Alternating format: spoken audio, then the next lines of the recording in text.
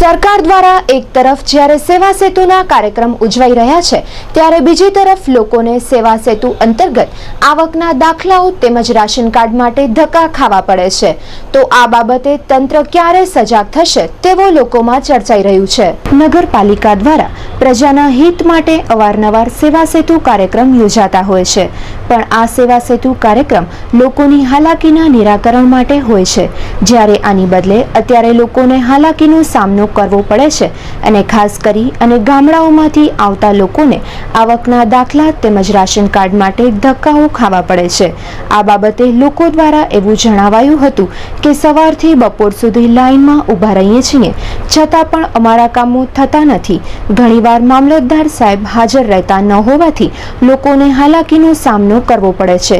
તો આ બાબતે વધુ સાંભળીએ કોંગ્રેસી નગરસેવક ફકીર મામદ કુંભારના શબ્દોમાં તેઓ શું જણાવી રહ્યા છે। મારું નામ કુંભાર ફકીર મામદ રમજુ, વોર્ડ નંબર 3 નો નગરસેવક છું। અમારી પાસે જનસેવા બાબતમાં અવારનવાર લોકોની ફરિયાદો આવે છે। ખરેખર દુઃખ સાથે કહેવું પડે છે કે જનસેવા કેન્દ્રમાં જ્યારે આખા જિલ્લાનું મેઇન સેન્ટર છે તો આપણે પૂછીએ, આપણે કેનો રેશન કાર્ડ જેવી બાબત હોય કે આવકના દાખલા જેવી બાબત હોય કે જાતિના દાખલા જેવી બાબત હોય, જ્યારે 50 60 લાઈનો લાગતી હોય અને આપણે બહેનો પણ બેચારી ઊભી હોય લાઈનોમાં, ત્યારે બહેનોને અનેક કામ હોય, રસોઈના પણ કામ હોય અને છોકરાને સ્કૂલો માટે પણ હોય છે। એ દુઃખ સાથે કહેવું પડે સરકારશ્રીએ જ્યારે સેવા સેતુના કાર્યક્રમ કરે છે કે સેવા સેતુ મારફત અમે તમે મદદ કરશો। સેવા સેતુનું મિનિંગ શું, મતલબ શું એનું? કારણ કે સેવા સેતુ માત્ર સરકારશ્રીની વાવા કરવા માટે જે સેવા સેતુનું કાંઈ કાર્યક્રમમાં કોઈ અરજીનું ફોલોઅપ નથી થતો, એ અરજીઓ જે તે બ્રાન્ચમાં જ્યારે સેવા સેતુનો કાર્યક્રમ ત્યારે જે તે બ્રાન્ચમાં એ અરજીઓ મોકલતા હોય। દુઃખ સાથે કહેવું પડે છે અત્યારે આપણે પણ કે અત્યારે તમે જોઈ લો કે બહેનો અને ભાઈઓ આપણે એક જ લાઈનમાં, ખરેખર લેડીઝ માટે અલગ લાઈન હોવી જોઈએ, જેન્ટ્સ માટે અલગ હોવી જોઈએ અને અપંગ જે હોય એના માટે પણ પ્રથમ અગ્રતા આપવી જોઈએ। સરકારશ્રીએ મોટી જાહેરાતો કરે છે, માત્ર ને માત્ર જાહેરાતો જ કરે છે, પરંતુ પ્રજાના જે પીડાતા પ્રશ્નોમાં સરકારને કોઈ રસ જ નથી।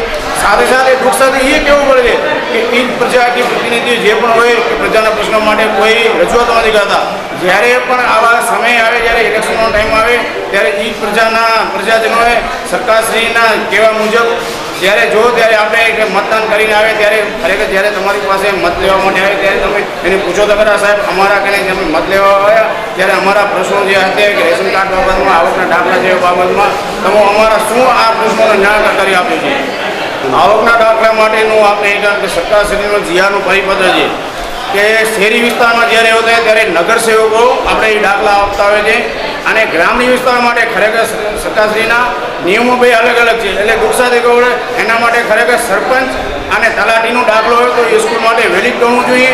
અને સરકારશ્રીએ એક તમને કહ્યું કે અગાઉ એક જીઆર બહાર પડ્યો કે તમારો આવકનો દાખલો 3 વર્ષ માટે આવશે, પરંતુ એ માત્ર ને માત્ર કાગળ ઉપર હતો।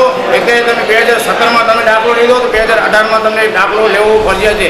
દુઃખ સાથે કહેવું પડે જ્યારે અહીંયા આવકના દાખલા માટે જ્યારે આવતા હોય ગ્રામીણ વિસ્તારો માટે ત્યારે તલાટીના પંચનામા માટે તલાટી જોઈએ, ગ્રામીણ વિસ્તારમાંથી જ્યારે આવતા હોય ત્યારે પંચનામા માટે બિચારા અહીંયા જાય, પાછો અહીંયા રિટર્ન આવે। હવે સરકારમાંથી સહાય માત્ર મળવા માટે 1000 રૂપિયા, જ્યારે આવકના દાખલા માટે 1500-2000 રૂપિયાનો લોકોનો ખર્ચો થઈ જાય છે। મારું નામ છે કુંભાર અબ્દુલ, એમ જાતિનો દાખલો કઢાવે છે અને ક્રિમિનલ કઢાવવા ત્યારે લાઈનમાં અડધી કલાકથી ઊભો છું, હેન્ડીકેપની અલગથી કોઈ લાઈન નથી।